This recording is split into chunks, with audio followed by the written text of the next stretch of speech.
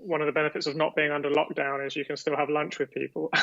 So in Taipei, I was having lunch on Sunday with a few other entrepreneurs, and we were just sort of just talking about stuff. And he was saying, well, why don't you just promote my stuff? And I was like, okay. So it kind of just came about from there. But obviously something actionable for the podcast for people who are not in that situation like I'm in. I think actually what you just said, like if someone's running ads for their products, yeah, reach out to them. What else? I had a few other tips. Maybe Google the product pages so like start searching for e-commerce keywords. Like instead of searching like best razor blade and looking for all your affiliate competitors, just Google razor blade and look at all the shops selling it, and then maybe go to page 2 and find people who are like, oh, you've got a good product, but you don't have any traffic.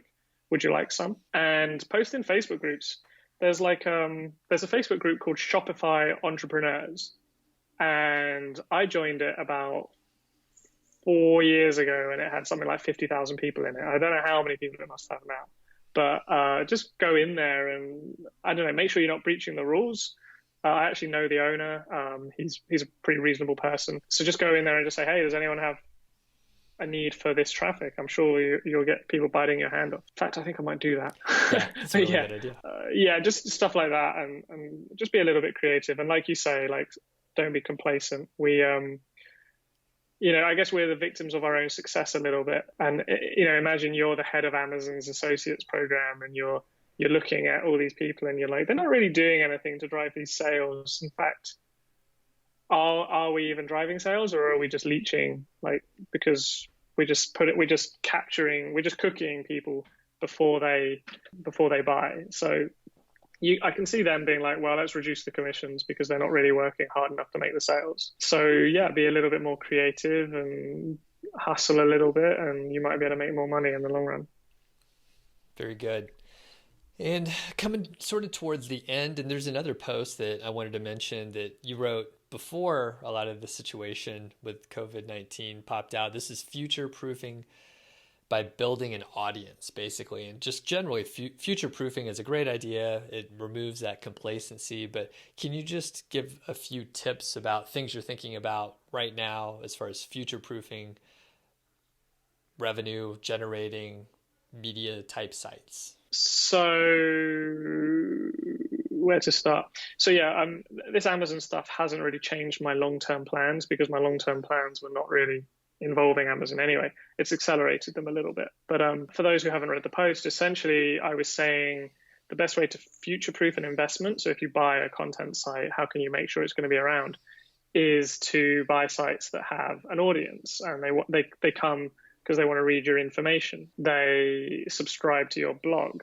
They do all of this stuff because they like your content. They're not just going to come and read an article, click an Amazon link, and never come back again. So, for example, if you got your site dinged by Google, so I mean, like you personally, like niche site project.com suddenly didn't show up in Google, you wouldn't get any new traffic, but you'd still have all of your old YouTube following and your email subscribers, people who are fans of yours.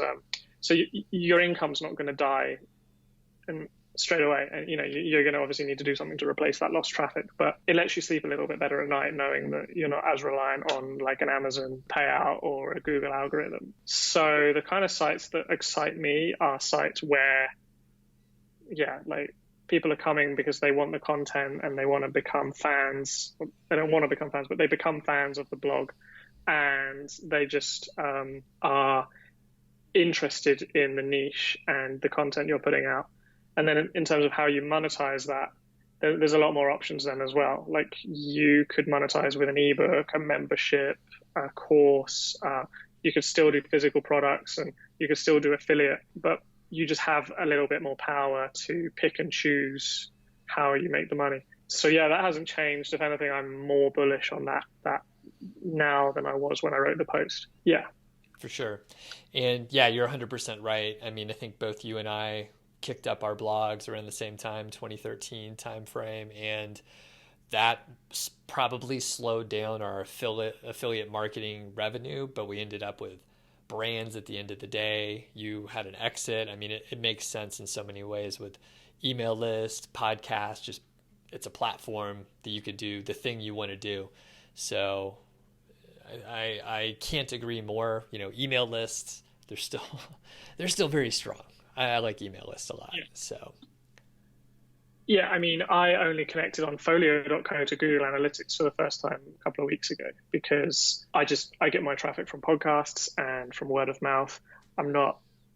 I don't optimize my blog posts for keywords, and I just hadn't been thinking about SEO for Onfolio. And with human proof designs as well, in the beginning, yeah, we focused on SEO, but a lot of the keywords in that niche either don't get much traffic or they're highly competitive. So for us, it wasn't really an SEO play. So yeah, when you have that kind of business, you don't have to fear anything in terms of Google updates. And then if you look at, so like Authority Hacker, for example, I'm pretty sure a large amount of their traffic does come from the keywords they rank for. But if they suddenly lost all of those rankings, their revenue is going to stay good for a long time before like they feel that the pain there. So that's like, you can do that in almost any niche. And so that's like the longer term strategy. right on. Well, any parting words, Dom? Any advice? Any more advice? You've given so much sage advice so far, but yeah, anything for maybe potential investors that are like, hey, I sense an opportunity, you know, should they check out Onfolio, that sort of thing? Well, yeah, I mean, absolutely, they should check out Onfolio. A lot of these thoughts I try to share on our blog posts. I don't blog that prolifically, probably once every 4 to 6 weeks, but I do have a blog post that I'm working on that goes deeper on this particular topic. For someone who senses an opportunity, yeah, I mean, I would just say if you can figure out a way to predictably buy an Amazon site and replace the links and have an uptick in the revenue, then go do that, because Amazon sites just became cheaper. But just don't assume it's going to happen, because as I talked about, there's going to be some niches where it doesn't work. So yeah, that's probably my parting words there. Very good.